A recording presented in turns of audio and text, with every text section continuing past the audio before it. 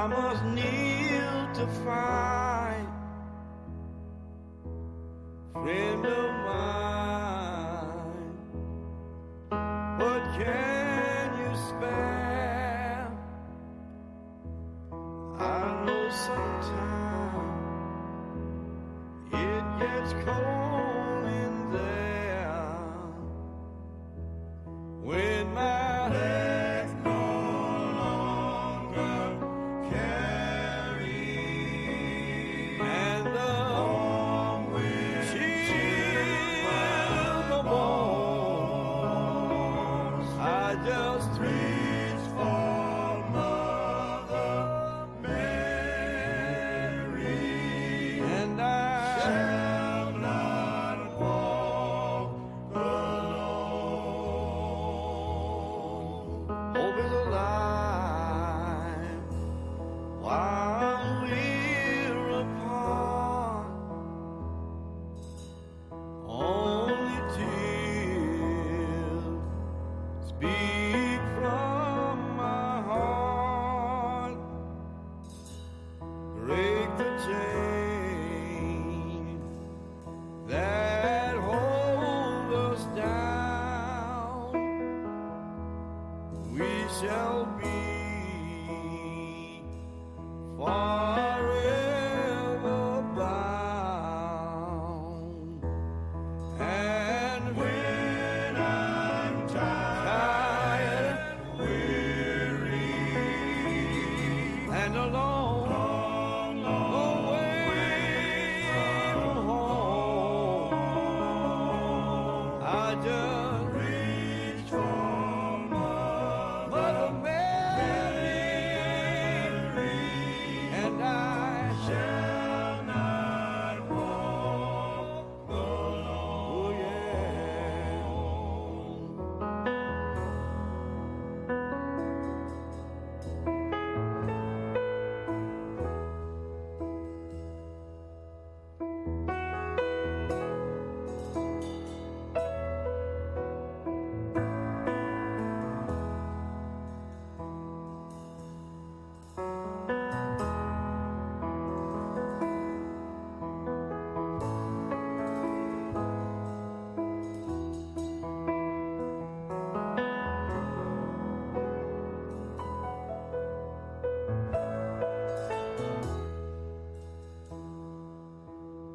Beauty that we left behind, how shall we forever find? Set aside our weight in sin, so that we can live again. When my legs no longer carry, and the warm wind chills my bones, I just reach for Mother Mary, and I shall not walk alone, and I shall not walk alone, and I shall not walk alone. I shall not walk alone.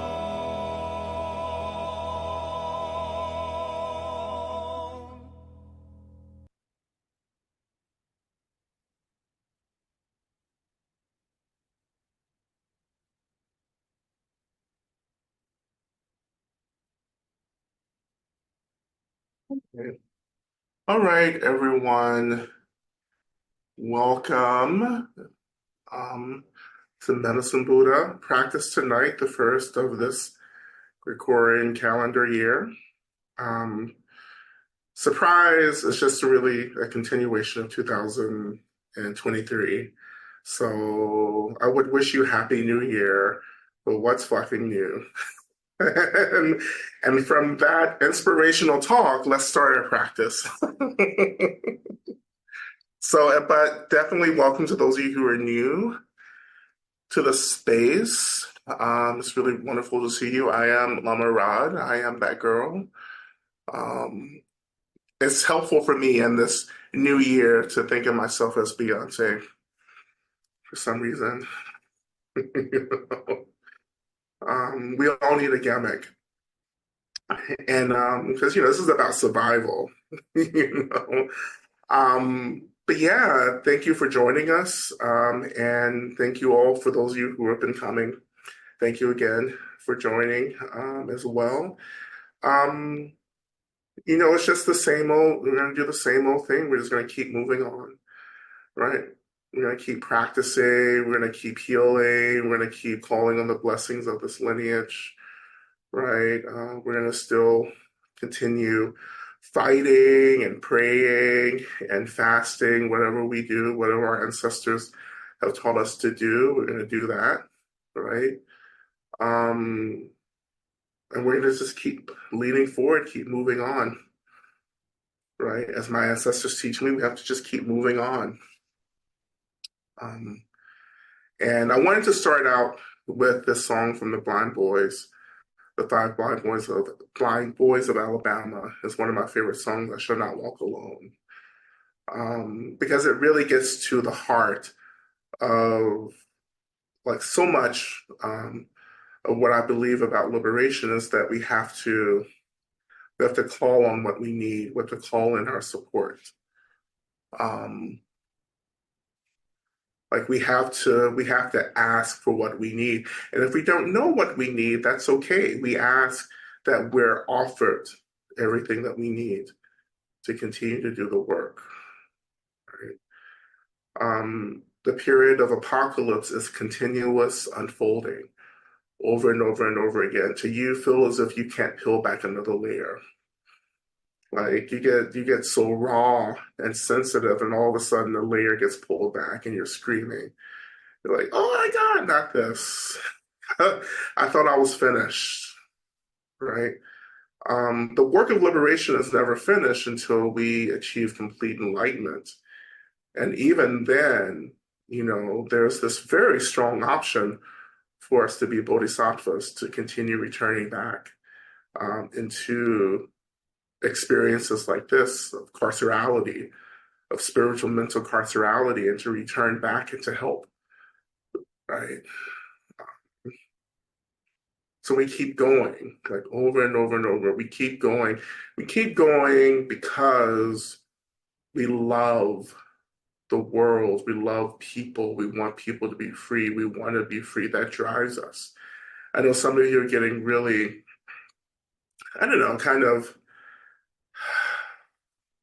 critical or um, whatever it is. Like you're kind of like asking yourself what the point is, I guess, right? And the point is always to get free and to help others to get free. There's no other point.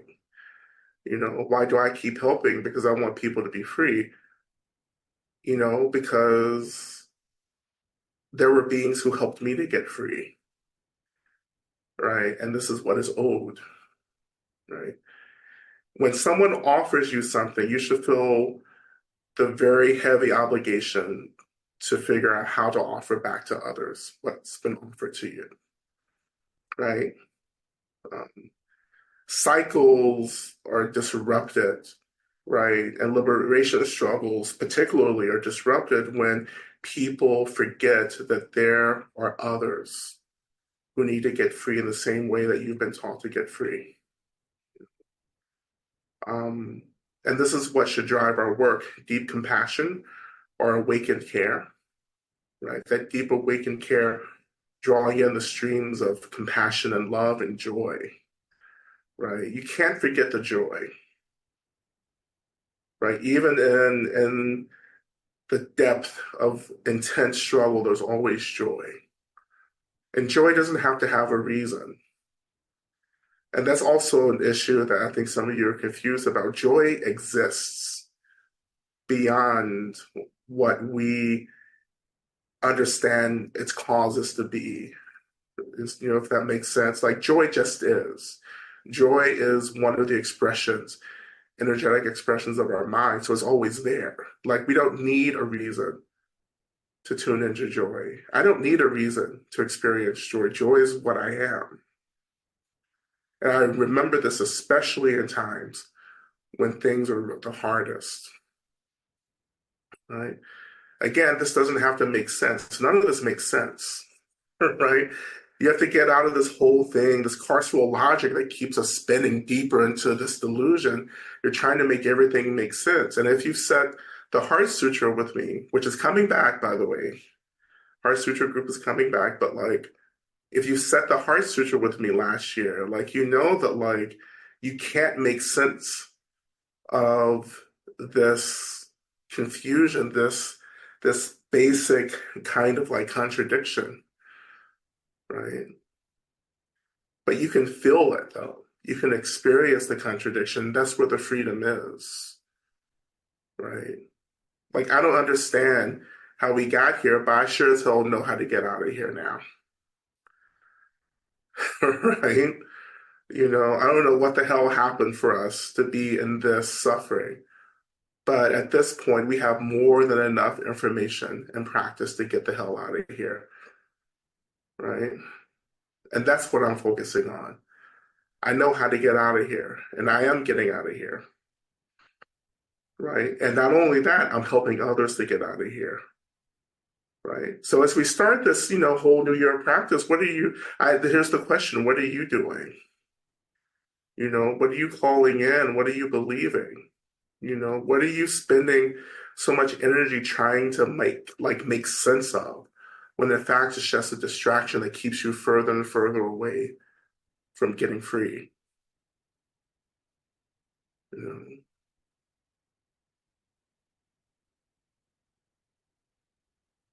And freedom is just, liberation, enlightenment, awakening. It's just right here.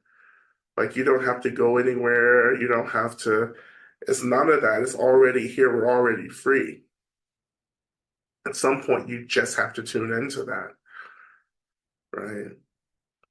You have to go through countless lifetimes to get to a point that could have only taken a split second, right? But that's it, right? It's like walking through the woods, like when you go hiking, right? If you go hiking in an uncleared or uncharted place, and if you're not careful, you'll get lost, you know. And that's what happened. We started sashaying, into some shit, and we got lost. Now we're trying to find our way out again, right? Easy to get lost, not so easy to get out, to be found, right? But we are being found. We are being rescued through practice, through the work of the Buddhas and the Bodhisattvas, through the work of the abolitionists, right? Through the work of all kinds of beings, both seen and unseen, right? Both of this world and from other worlds, right? So we just continue trying to get free, right? And that should be on all of your New Year's resolution lists, right? I'm going to get free, And again, we talk about this quite a bit. I know there's a lot of doubts about this. Choosing freedom is something that takes a lot, but like, I hope that you choose freedom. I hope that you become burdened with the choice of choosing freedom. I hope that the choice just haunts you because it has to, right? It has haunted so many people and haunted me, till you give up. And you say, fuck it, I'm just going to do this, right? And I know some of you are afraid of who you'll become when you get free, but who you are now, for some of you, isn't serving anyone, especially you. Right. So when I'm faced with that realization, I'm like, there's got to be a better choice than what I'm doing now. I shall not walk alone, right? And you're not walking, you're not doing this alone. When you choose freedom, the resources come, the stuff shows up, the teachings, the practices, the people, the teachers, the spiritual gifts, the talents, all that starts to happen. But you can't keep holding on to what feels comfortable. You know, and too many of you are in the process of becoming, and you're frustrating that becoming because you keep holding on to what's familiar and comfortable, and you're in a lot of suffering right now, right? No one can survive that tension of evolving and holding on to the person they used to be at the same time. No one can survive that. You're going to have to make a choice. Do I become who I need to become, or do I just return back to the person that I have always been, right?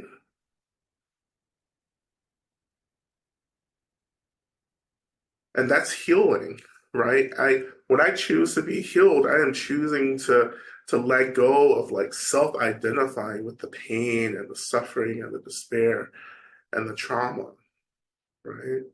That's not who I am. It's not what I am. And I'm not a who. None of us are a who. We're what. We are what. We are experiences. Like we are arisings within emptiness, space, and luminosity.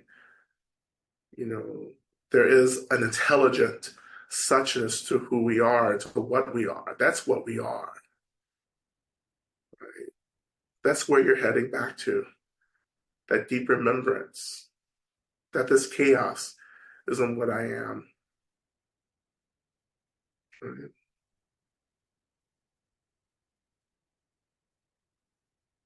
There's all these songs. There's all these kinds of like songs within kind of Black traditional music, Black Southern American traditional music about um,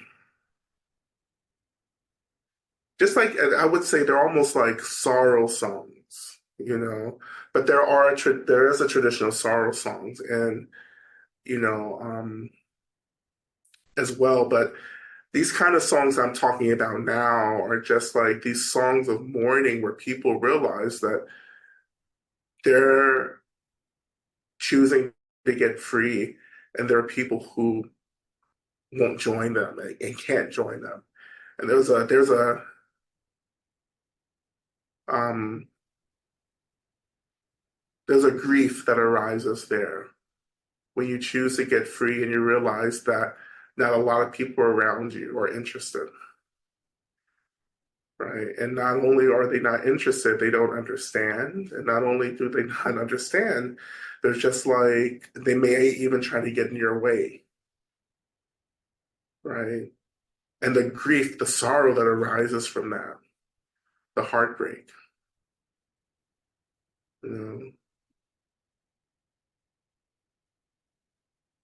there's a lot of grieving and liberation work. And I know some of you are in that, right? I know some of you are really hitting into this. There's a lot of grief and healing because again, you're letting go of who you thought you were, and this new version of you is awakening, and it's not going to be what you think it is, right? And that's just going to be upsetting initially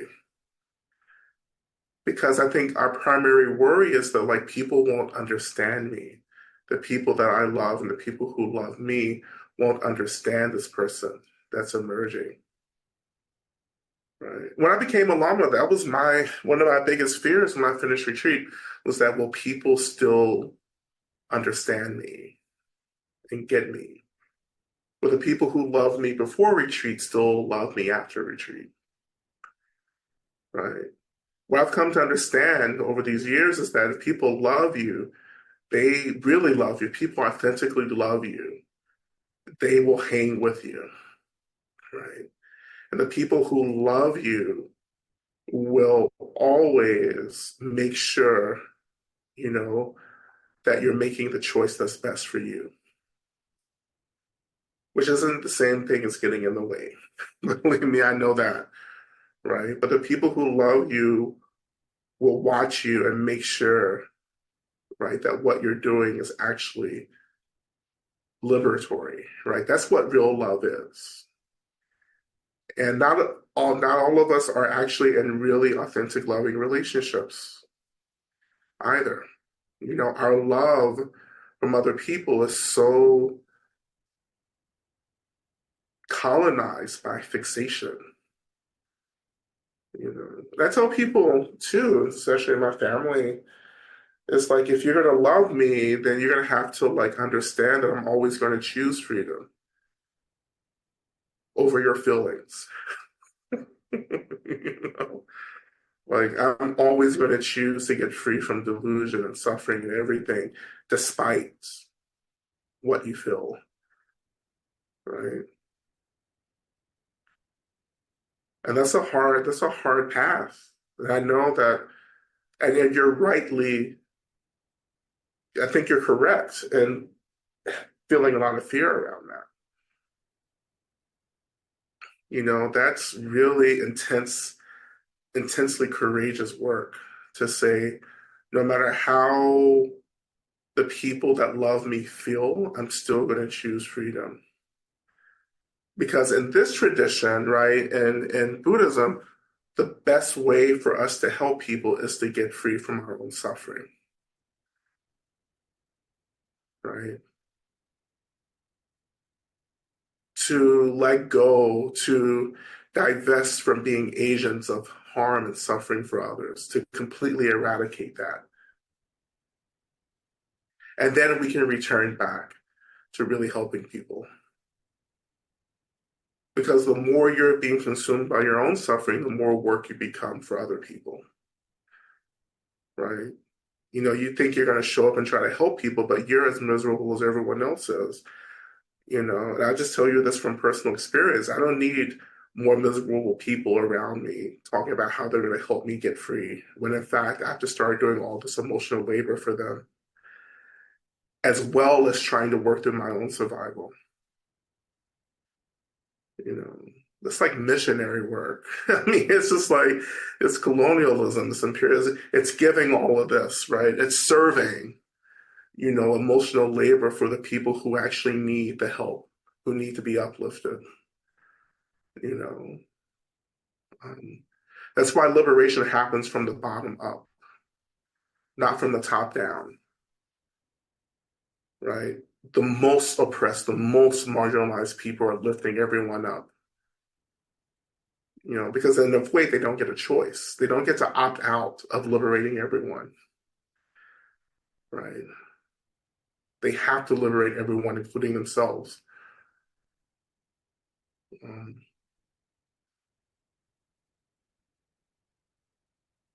and just when I thought I didn't have a motivational talk in me tonight, and look what comes out.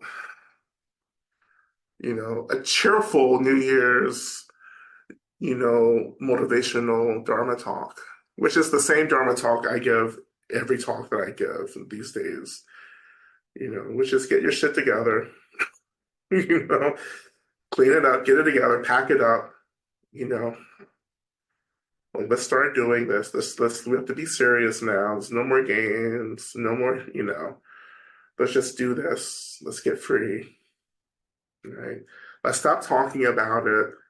Let's stop thinking about it. Let's stop writing about it. Let's stop having fantasies about it. And just let's start doing it. Let's do it.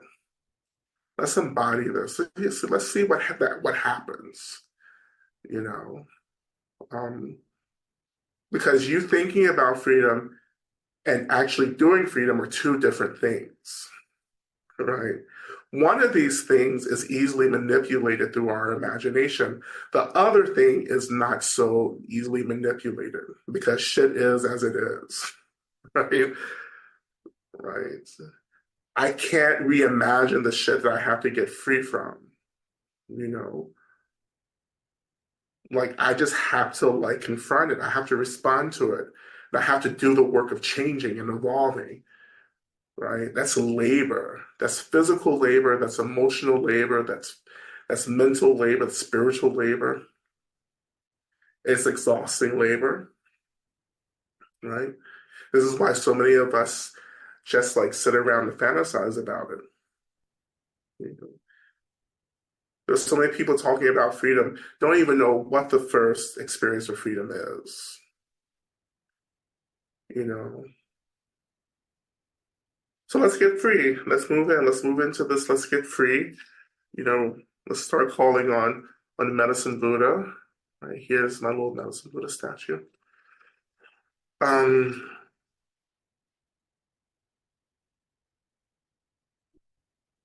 so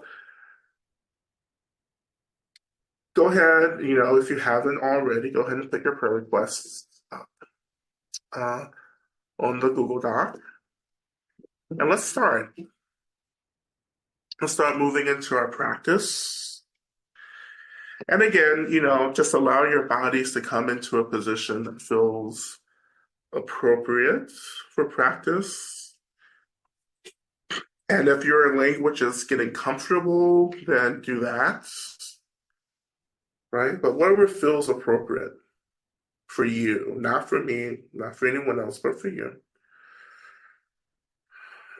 Letting the body just be your body. Like this is your body, our bodies, but your body, your precious body. You know, we rely on our physical body so much to get free from this physical realm. And that freedom isn't about bypassing the body. The freedom is about returning home to our embodiment, right? That means, you know, at some point, coming back to the trauma, coming back to the despair we have around our bodies, to the deep disappointments about our bodies.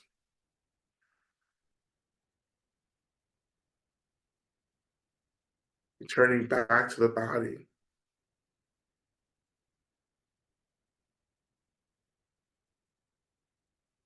And we may not be able to get close in this practice right now, but even just thinking I am embodied is enough, right?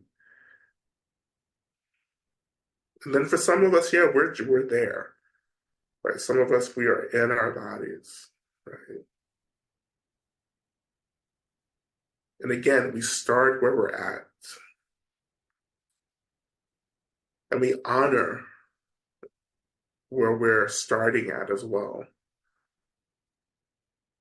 This is what a journey is. This is what freedom and liberation work is. It's like you have to name where you are, right? That you're not free.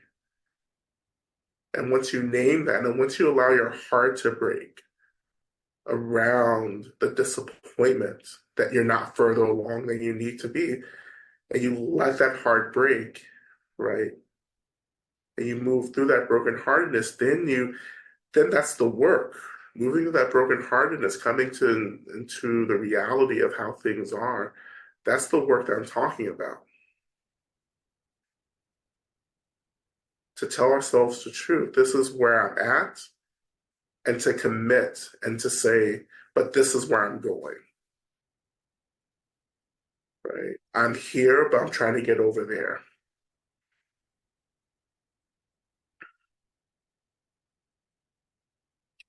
And then just reflecting on your aspirations for practice. And we're practicing to get free and to get others free. And even more profoundly, we're practicing to get everything free. We're freeing people, we're freeing ourselves, but we're freeing the phenomenal world from our misunderstanding of it. And the misunderstanding is thinking that everything is so real, and it's not.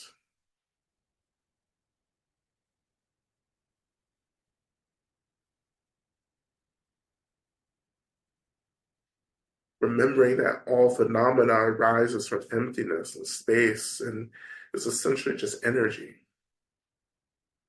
When we remember that, that's when we start taking care of the phenomenal world.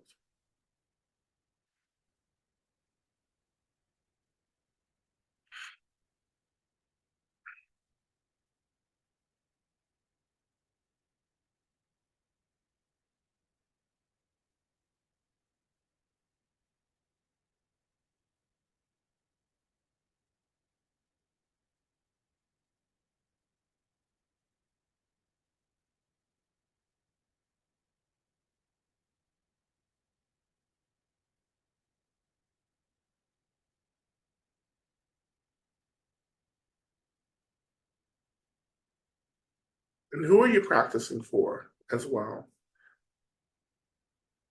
Who's your heart breaking for in this moment?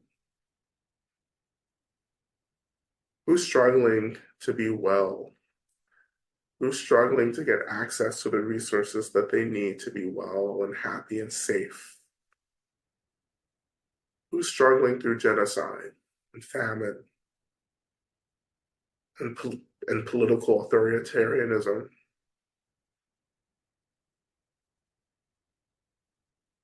Knowing at the same time, I'm not that this is coming straight out of the Medicine Buddha work, the Medicine Buddha Tantra, the traditional work around Medicine Buddha has always been aligned politically, socially, around understanding how healing is also about disrupting and abolishing systems of harm and violence and war. You can't get healed in the way Medicine Buddha is asking for healing if you're not actually interested in disrupting violence and systems and institutions of violence, including patriarchy, including whiteness, including ableism, ageism, all everything.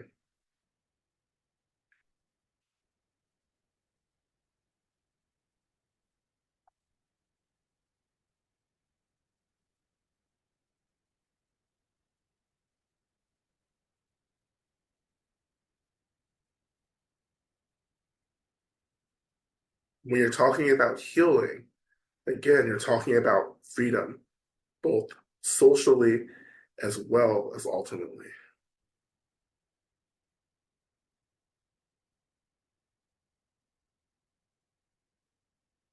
And when you're ready, shifting your attention down to the seat and just noticing the weight of your body and the seat rising to hold you.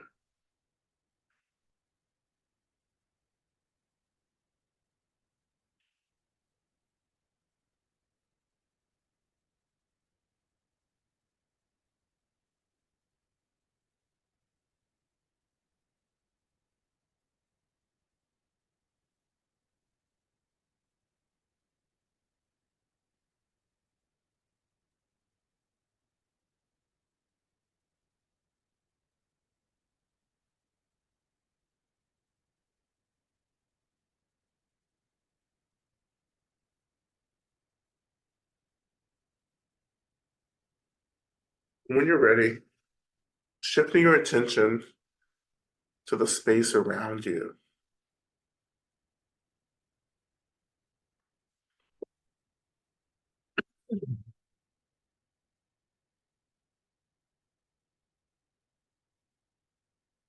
And in the space around you, I invite you to imagine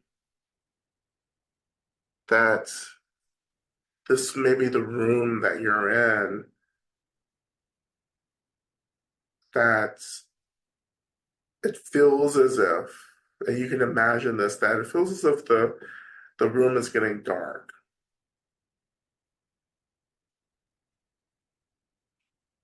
The room gets dimmer and dimmer until it feels as if you're in darkness.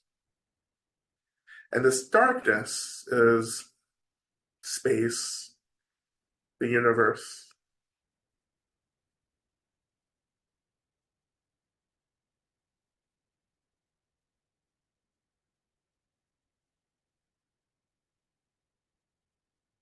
And you're just kind of in this space, in this darkness.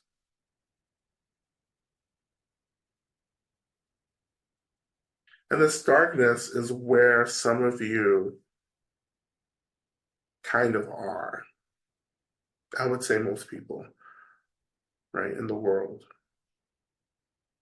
This kind of darkness where nothing is perceived, that there feels like there's just like nothing there.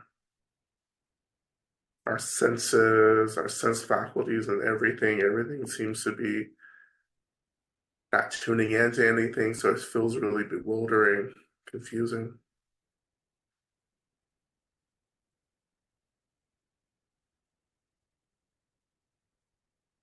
Maybe this is the space. This is how things were before, you know.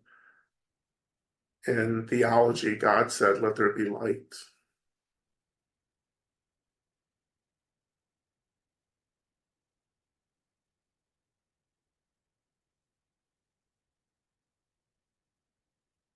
But since in Tantric Buddhism, we are the center of our own universe, I wonder if you can just utter these words, "Let there be light," and how that light becomes the light of all the beings who love us, all the beings who depend on us to get free, our benefactors. And they begin to appear like stars in this once very dark galaxy or universe. And their light is their deep love and care for us that begins to illuminate. And we begin to feel the depth of the universe because there are countless beings radiating the energy of care and love. And this is your light. And this is always your light. Has always been your light, and this will be your light until you achieve complete awakening, where you will become the light for others.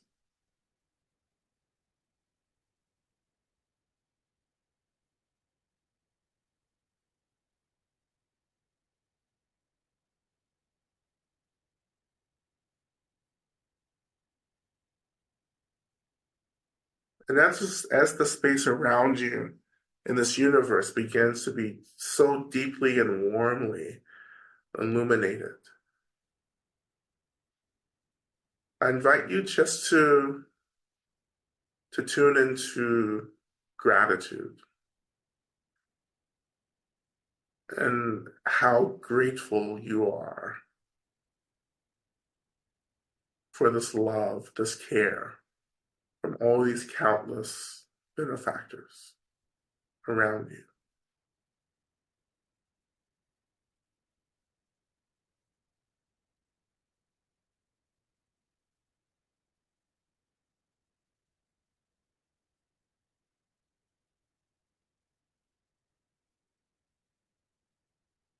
Offer yourself permission to be grateful.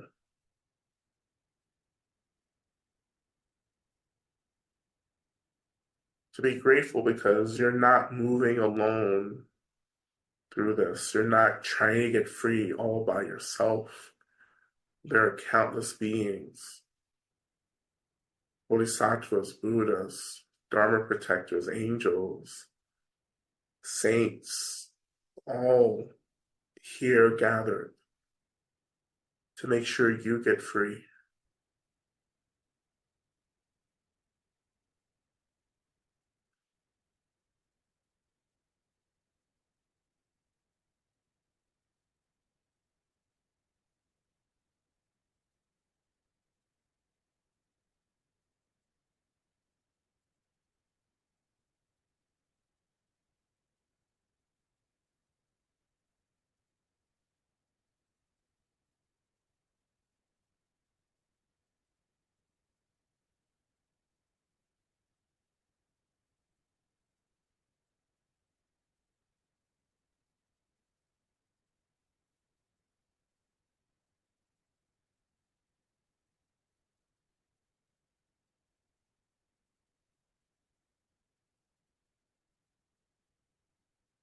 And this experience of gratitude, it opens us.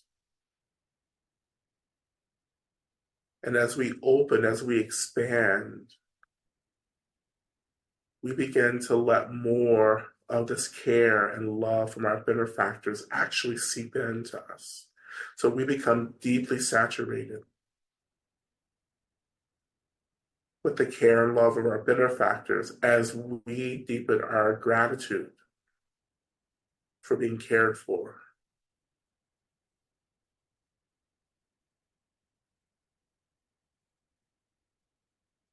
And you may feel this experience lifting you. And it's okay to physically kind of like lift if that's what this practice is calling for you to do.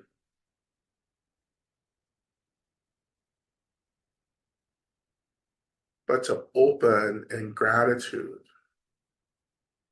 that there are beings working to get you free, and acknowledging that there's a big part of you that believes that you don't deserve this, that you didn't do anything to receive this support.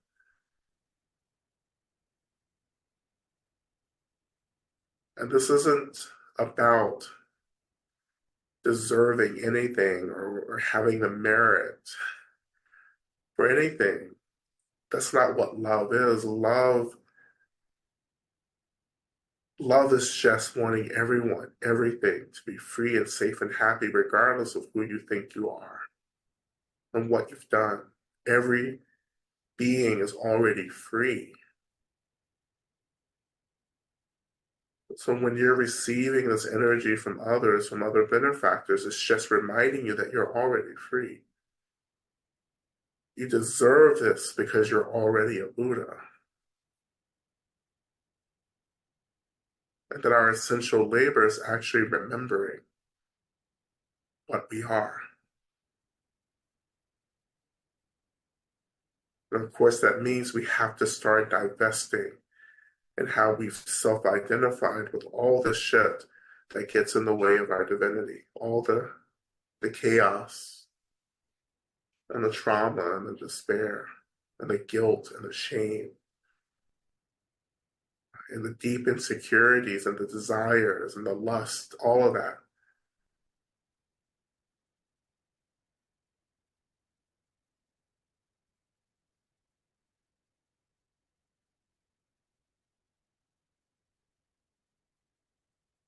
And as we expand, as we open, as we continue to be saturated by this deep love, right, as we're continuing to also embody this deep gratitude, Medicine Buddha, the consciousness of Medicine Buddha, Minno Sangye begins to awaken.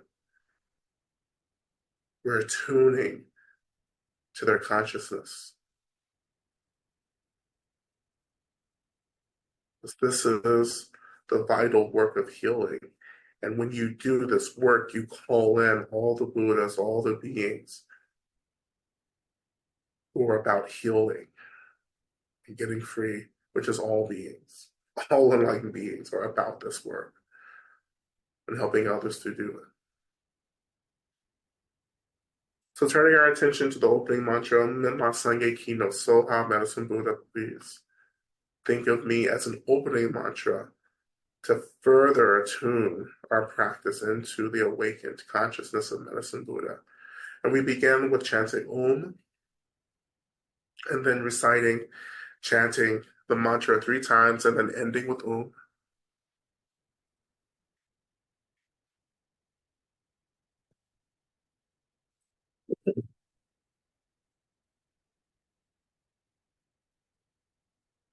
And of course, when you're ready, we'll begin. Just inhale together. Om.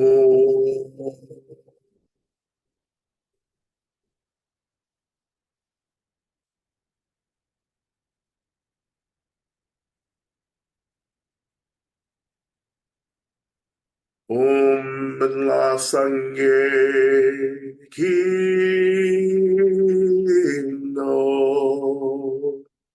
So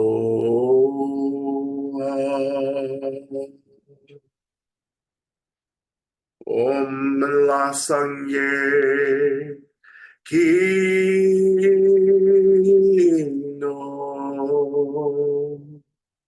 So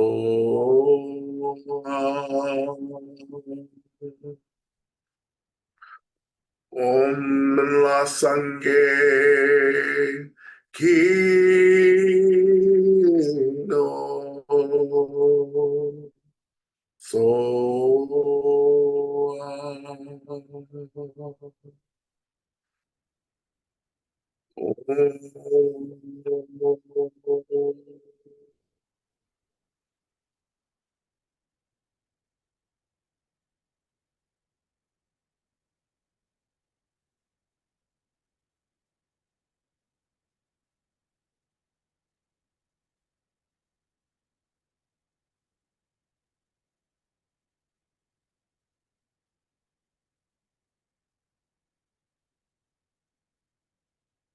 And within the space in front of you, and again, you can imagine this, or you can just have a kind of trust that this is happening. Either is possible, either is fine. You don't have to see everything, you don't have to experience everything, but training in the belief right now that this is happening is really useful, even though you can't sense anything. But either way, the space in front of you, begin to imagine that medicine Buddha, in whatever form feels appropriate to you, begins to arise, as if they're just kind of hovering in the space above you. Not too far above you, but just slightly above eye level. And again, they take on the form of what you deeply believe to be your archetypal healer, whomever that may be or whatever that may be. And of course, that can be an image of Medicine Buddha, but just naturally, spontaneously allowing this presence of Medicine Buddha to emerge for you in your space and feeling that connection.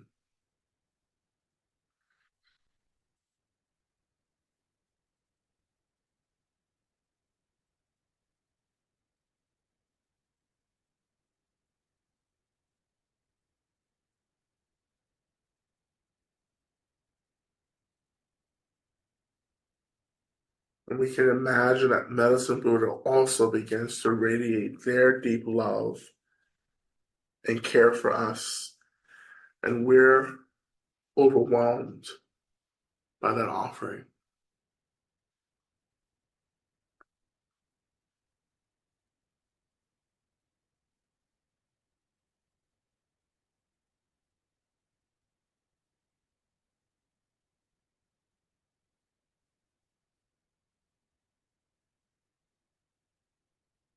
And as we move into the main mantra, just allowing yourself to be deeply cared for,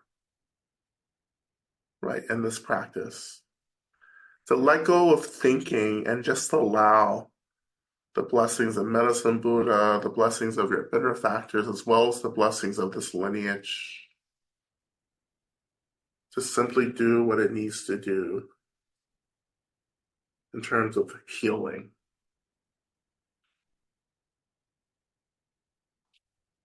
So we return to our main mantra, Tea Taum Baconze, Baconze, Maha Baconze, Rasa Sumongate So.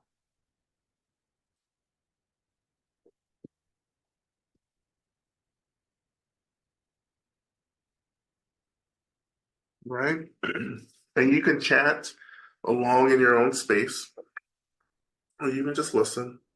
Either is fine.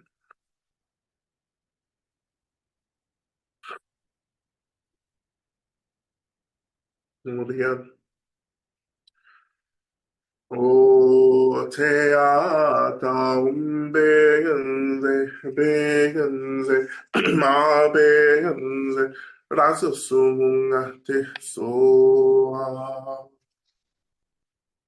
Te ata begenze, begenze, ma begenze, rasa sumunga te soa. Te anam begenze, begenze, ma begenze, rasa sumunga te soa. Te anam begenze, begenze, ma begenze, rasa sumunga te soa.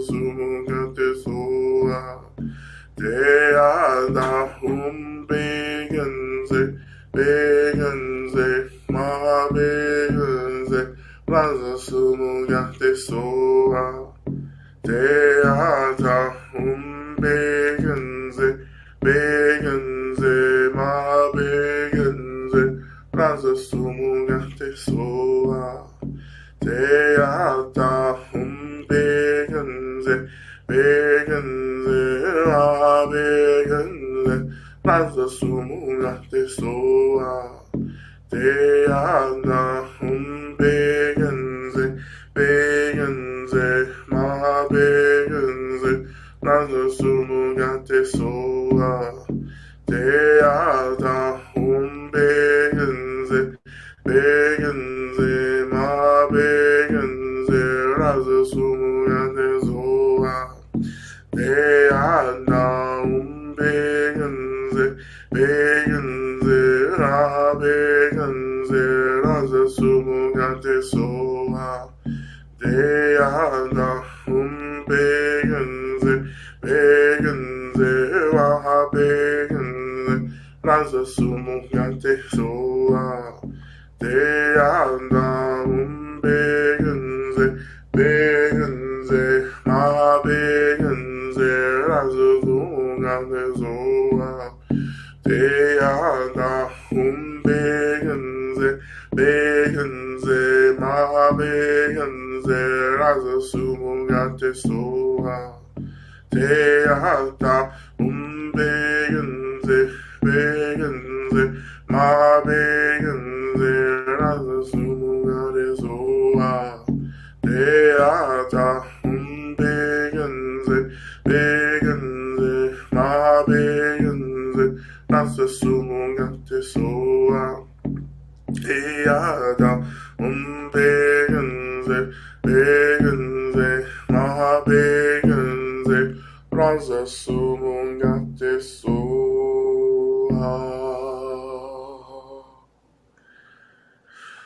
I'm just turning my attention to our prayer requests to offer those as well.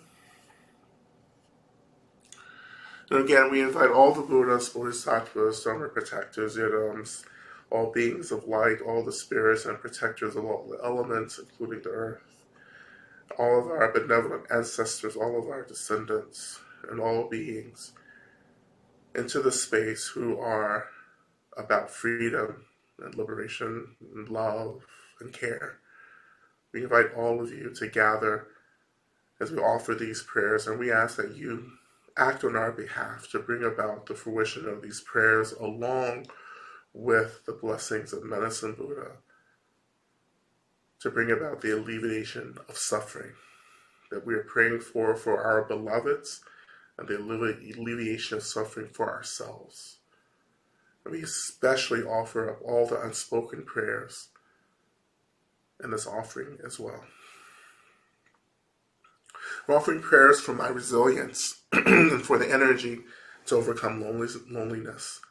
We're offering prayers for all those suffering in Gaza, for the Palestinian diasporic community, prayers for my family navigating and family members' mental health challenges, that we may listen to one another and give one another grace during this difficult time. Offering prayers for continued healing of body, mind, and spirit. I find the support I need to heal my relationship with food and with my body.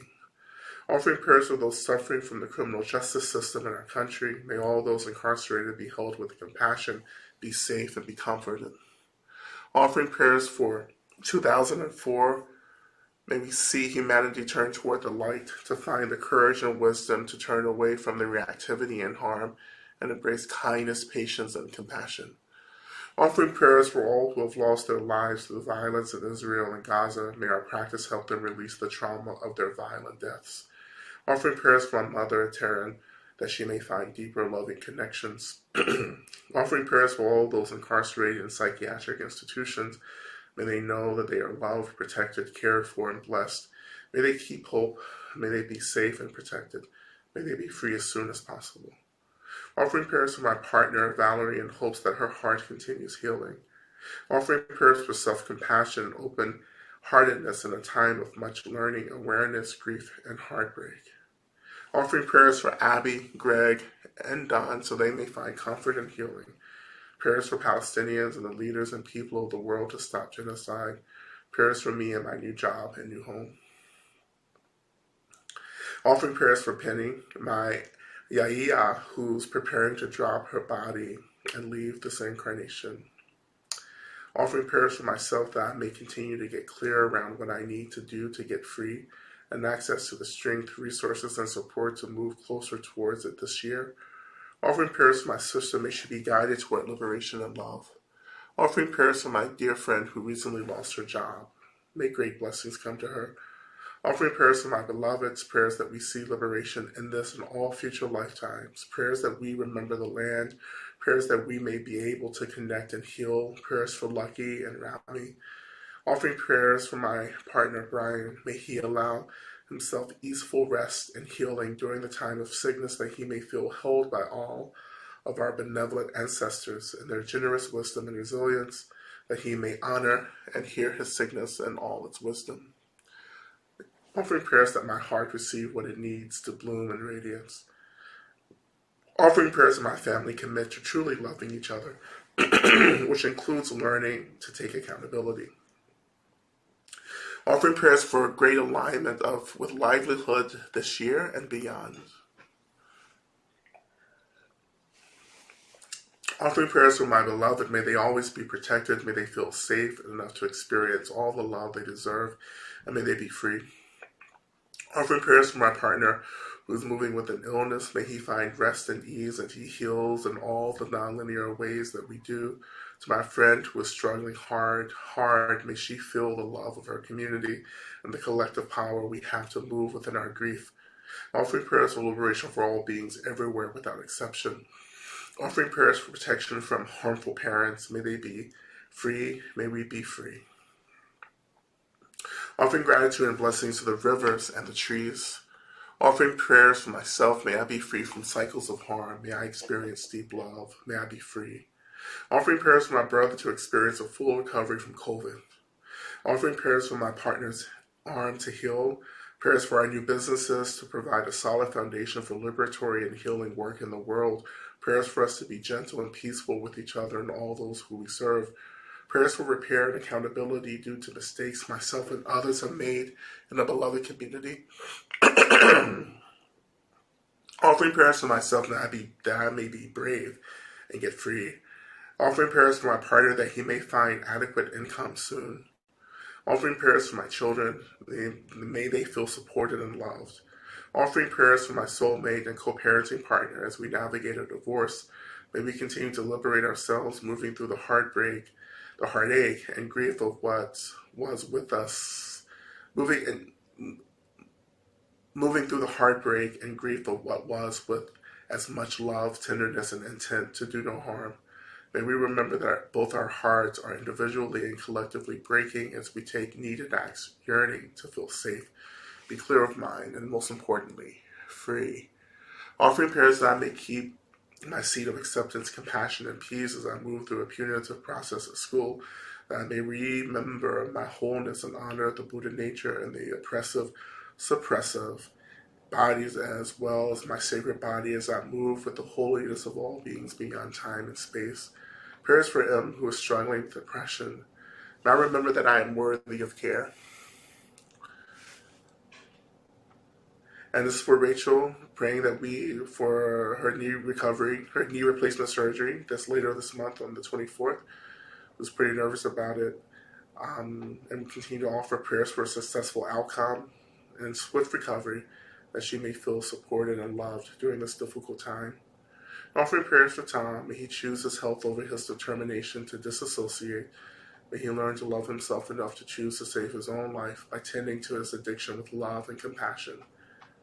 Offering prayers that I remember that I deserve joy, especially in times of darkness and cruelty. I make it my mission to make that joy infectious and ensure that everyone may benefit. Offering prayers for everyone I've harmed and for me as I work through my own trauma. Offering prayers for me, may I remember to ask for help and support and remember that I am not alone.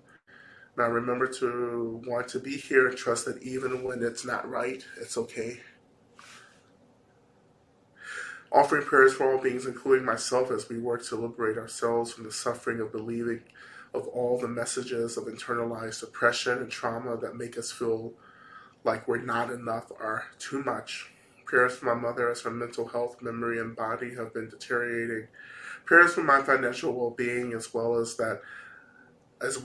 as all that I'm navigating during this transitional period that I'm in. I enter into my 50th year in 2 weeks with a new sense of wellness that I may enjoy this later part of my life, so I may have more to offer and train to become a good elder and ancestor. Offering prayers for all indigenous communities around the world who are protecting our lands and waters, for reminding us of our deep connection to each other, the earth, and the cosmos. And I always continue to offer prayers for all of us who are struggling to articulate what we need right now. Offer prayers for protection for all those working to get free. I offer prayers for my uncle Donnell, who may begin his transition soon, for the deep well-being, happiness of my family, and for Khalil, and for the continued transition of my ancestors through the spirit world as well. And we continue to pray for the complete abolishment of all systems and institutions that create harm and violence for many of us. That we remember our essential nature, which is that of love and joy and just deep, deep care for all beings. As we continue to pray for the blessings of this profound lineage of the practice lineage of Medicine Buddha, that we continue to stay close to all the beings of support and care as we move deeper into this work of liberation in this world. May we all be free as quickly as possible. And turning our attention back into the practice, we release these prayers into the world, trusting this profound lineage of Medicine Buddha and all the beings we've asked to hold these prayers to work on our behalf, to bring about the fruition of these prayers. And as we begin to practice again, imagining that this light that's surrounding us from Medicine Buddha, from all of our benefactors, begins to radiate specifically into places in the world, into communities, into lands, into the lives of individuals that really need this blessing. And letting this light just flood into the world to eradicate, to consume the darkness of delusion, of hate and apathy.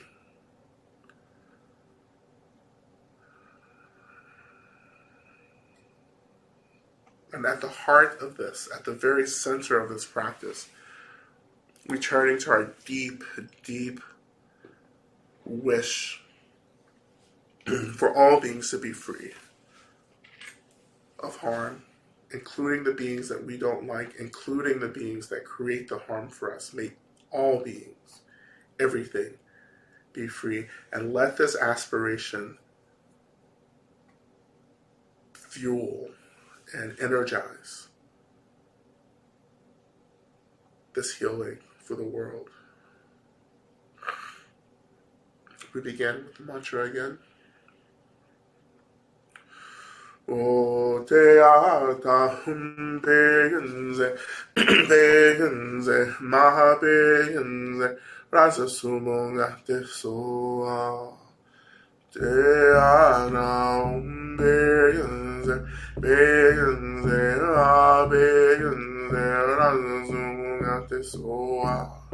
Te ata begenze, begenze, ma begenze, rasa sumonga te soa. Te ata begenze, begenze, ma begenze, rasa sumonga te soa. Te ata begenze, begenze, ma begenze, rasa sumonga te soa. Te ata begenze, begenze, ma begenze, rasa sumonga te soa. Te ata begenze, begenze, ma begenze, rasa sumonga te soa. Te ata begenze, begenze, ma begenze, rasa sumonga te soa.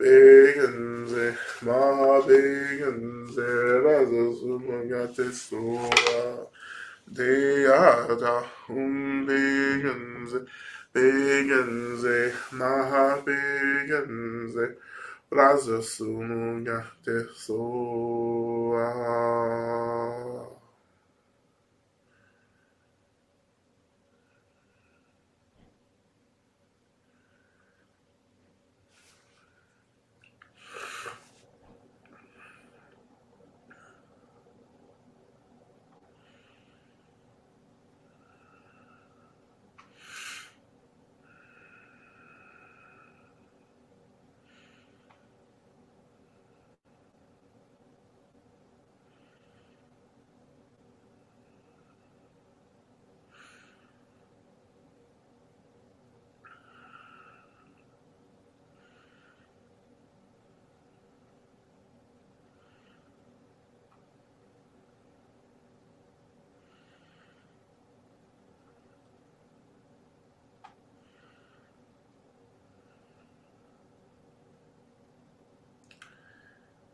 And so returning your attention just back to the space in front of you. And we thank Medicine Buddha for their deep care, their deep concern and dedication to the liberation of all beings. And Medicine Buddha accepts this deep gratitude and begins to dissolve into white light, and we imagine that that white light is absorbed into our heart centers. And we thank all of our benefactors, all of these stars shining bright like diamonds in the sky around us. We thank them for their deep care and love.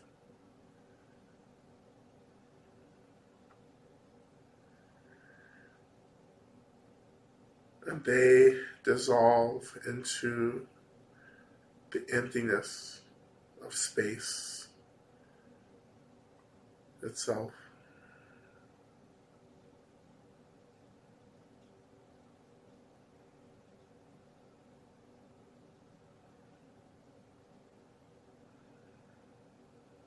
And we sit just for a moment, resting our minds, letting our awareness mingle with the emptiness of space itself.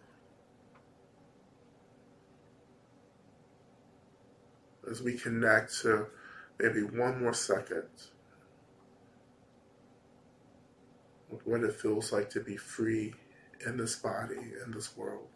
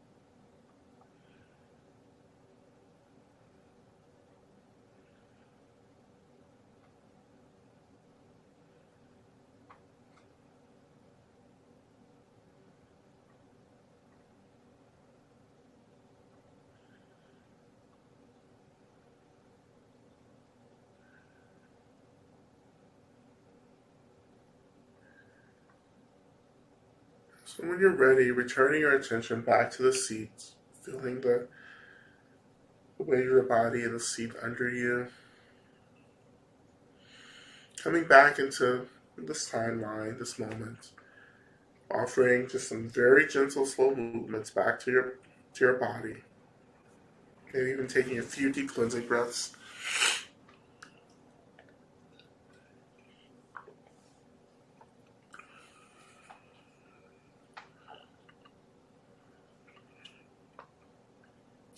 Then we'll just turn our attention now to Shantideva's prayer, which you'll find in the chat box.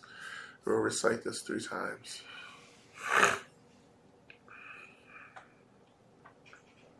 May I be a protector to all those without protection, a leader for those who journey, and a boat, a bridge, a passage for all those desiring the further shore. May the pain of every living creature be completely cleared away. May I become the doctor and the medicine, and may I be the nurse for all sick beings in the world until everyone is healed. Just like space and the great elements such as earth, may I always be the may I always support the life of all the balanced creatures, and until they pass away from pain, may I always be the source of life for all the realms of varied beings that reach into the ends of space. May I be a protector to those without protection, a leader for those who journey, a bridge, a boat, a bridge, a passage for all those desiring the further shore. May the pain of every living creature be completely cleared away. May I be the doctor and the medicine, and may I be the nurse for all sick beings in the world until everyone is healed.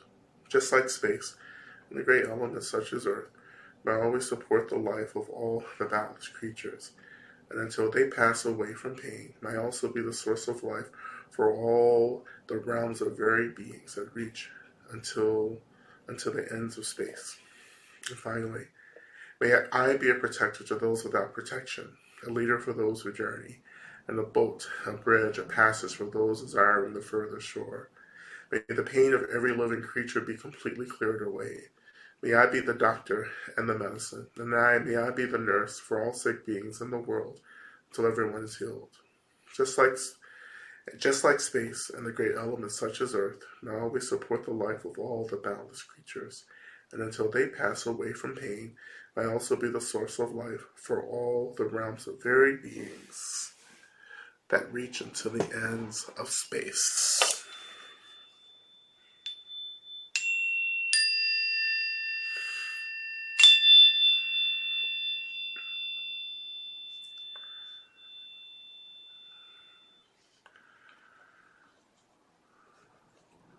All right. Thank you, everyone. It's been wonderful. Um, and maybe I'll take one question since we're a little past time. Or always past time. But what I see, Alina, you want to do it? You have to, let me see if I can unmute you. You should be able to unmute yourself. There you go. Oh, you almost had it.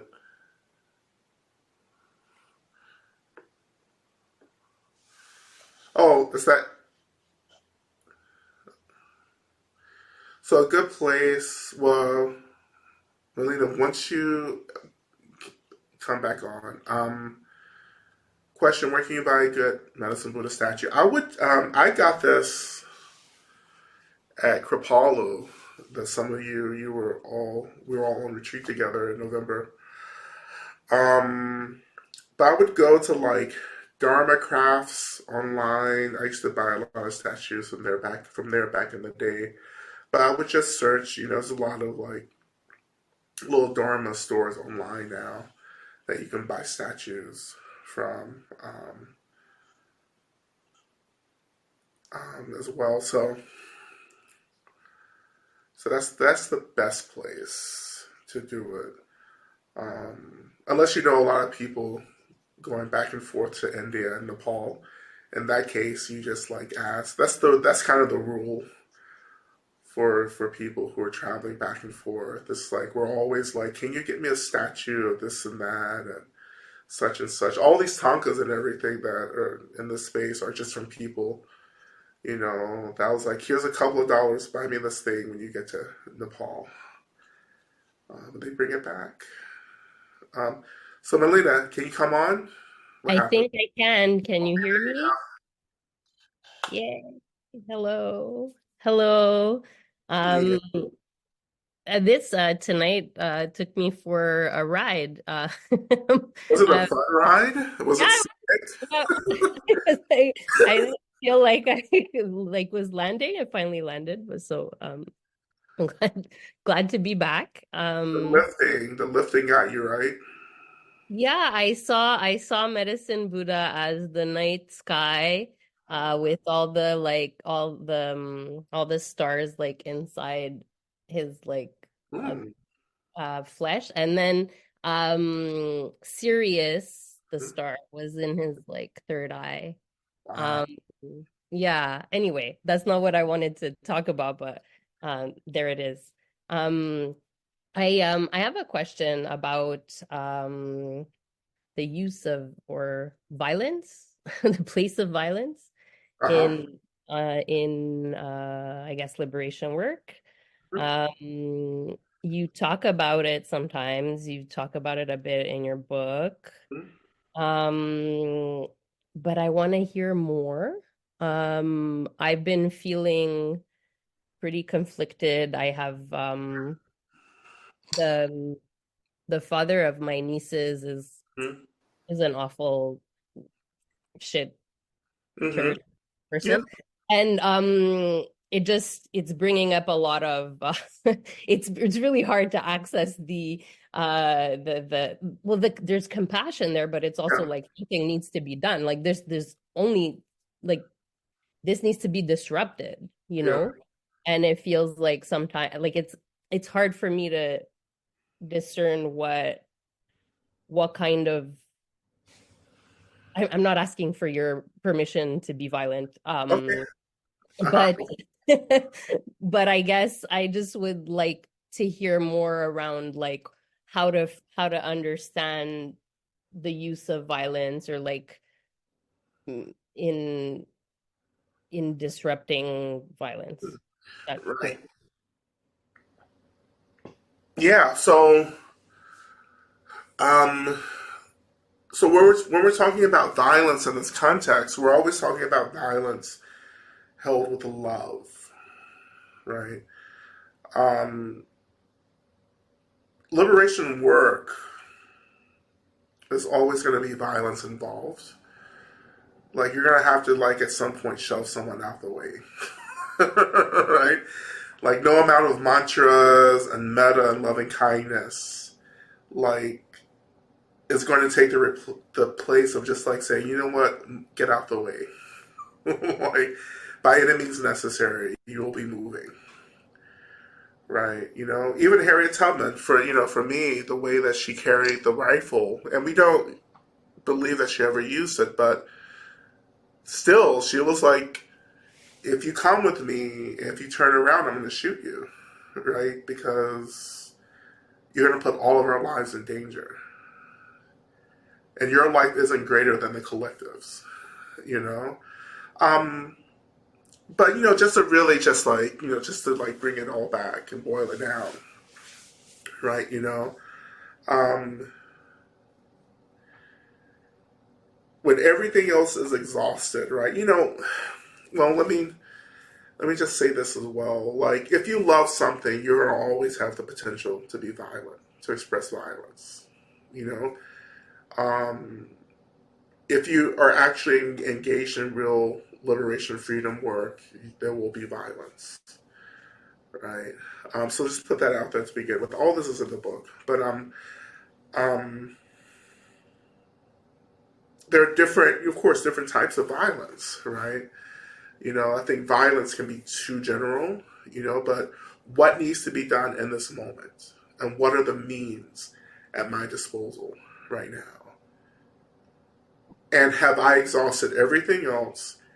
And if I choose to do something that creates harm, is this being done from a place of just wanting everyone to be safe and free and happy? Or is it really coming out of my deep frustration and anger at someone and wanting to retaliate? That's what I'm interested in. That's the question that drives me. Am I doing this because I want you to hurt as much as I hurt? Or am I doing this because this is the last thing that can be done? Because you're out of control and creating harm for everyone else. And the Buddha, we have examples of this in past lives with the Buddha. The Jakarta tells, these stories about just like his past lives, and one of which was, I talk about this in the book too. This life where he felt like he had to, to off someone because he knew that they were going to actually create a lot of harm, very soon, right? So he did it out of compassion. Like the compassion was saying, I'm going to disrupt you from creating more negative karma by creating harm for others, right? And I'm going to save other people from your actions at the same time. So it was compassion for both victim and perpetrator and engaging in this action. And it should hurt. That's the other thing. Like if you're choosing even to express violence through love, it shouldn't be a comfortable thing. Right? It shouldn't feel good. It shouldn't feel like cathartic. It shouldn't be any of that. Right? You have to feel the hurt that you're creating for others when you know you have to choose violence to disrupt violence. You have to feel it. That's the rule. That's what maintains our accountability. In the ways that I hurt you and choose to hurt you because you're out of control, I'm going to feel that as well. That's going to keep me in relationship to what I am doing in this moment.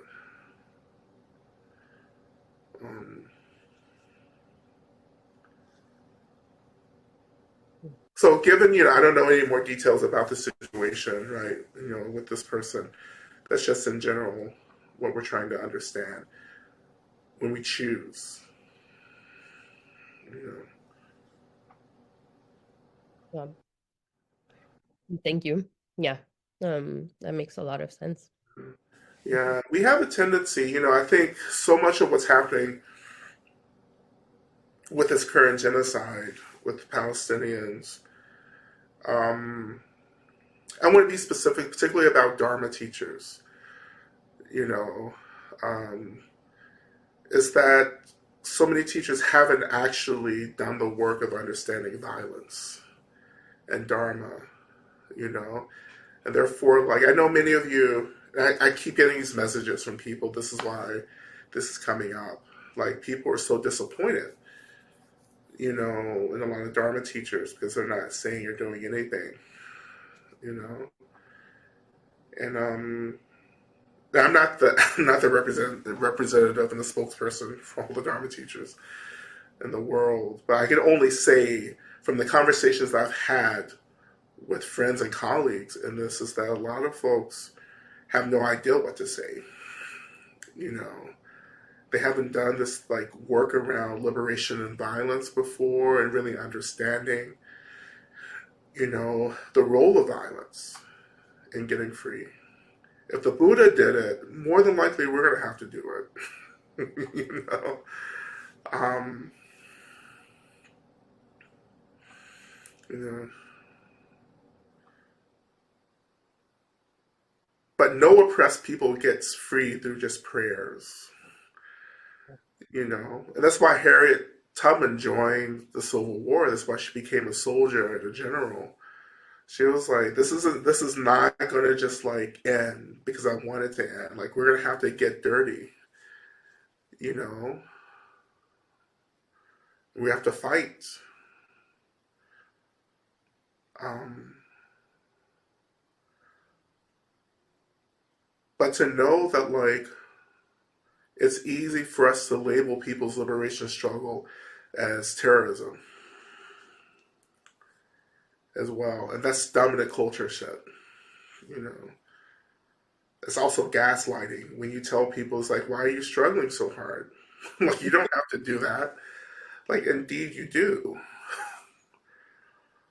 You know, um, it would be wonderful if people just realized, oh, I'm standing in the way of people's freedom, liberation, and resources. I'm just going to move out the way. That just doesn't happen. Sometimes you have to just shove people out the way. Sometimes people need to get cussing out to get the point. You know. You're fucking confused. Let me unwrap this confusion for you. Let me tell you what's up. You know, that's the wrath, right? The compassion, the fierceness, right? That's work. Like that's the work that some of us are really afraid of. It's like when you have to get down to it and say, you know what, fuck you. You know, yeah, yeah. Enough of this, like, oh, thoughts and prayers. You know, that's just it's not appropriate. You know, thoughts and prayers all day long, but where's the action? Like, what are you doing? Right? Anyway, that's it. I didn't want to keep going on and on about it, but I hope that's helpful. Yeah, thanks so much, Omar. Uh, you have to evolve. Like, you have to evolve, right? You have to. So much of tantric Buddhism, and some of I've talked a lot about this. Tantric Buddhism is about meeting energy with energy. Like, if the energy is fierce, you meet it with fierceness. You know, if someone's coming for you, wanting to take your life, then more than likely you're not going to stand there and do loving kindness practice for them. You know, or you're not just going to sit with it and hope that like they're not. If someone's coming for them, I'm going to come for them. Period. And that's called self-defense. Right? I love myself enough to defend myself against violence. Right? My passivity has nothing to do with my holiness or my divinity, which is what oppressed people are told over and over again. If you're just passive, then that's the closest thing you can get to holiness, and that makes you morally right. You know, that's also going to erase you, right, as well. You know, and it's January is almost MLK, Dr. King's birthday again. I know that like everyone's going to start weaponizing Dr. King again. You don't really understand Dr. King, first of all. You know, yeah, he's like, oh, you know, Dr. King was nonviolent. Dr. King wasn't actually nonviolent. He knew how to use violence to get shit done, right? He knew how to take violence and broadcast it to manipulate people into empathy, right? He was a mastermind of violence. I don't know. We have to get rid of this whole nonviolent shit. You know, the civil rights movement was very violent, right? It was violent against black bodies. And Dr. King took that and used it as a tool to get people to give a shit, right? Anyway, I mean, as I always say over and over again, this is why I started saying at the beginning, like this just takes time to get to. Like, this just takes time, reflection, practice, and having experiences and surviving experiences. There's nothing like surviving an experience, you know, to get things together for you. You know, when you say, you know what, that's not going to happen to me again. Like, I'm gonna make different choices because that's not gonna happen. Mm-mm. To me or to anyone that I care about, right? Um,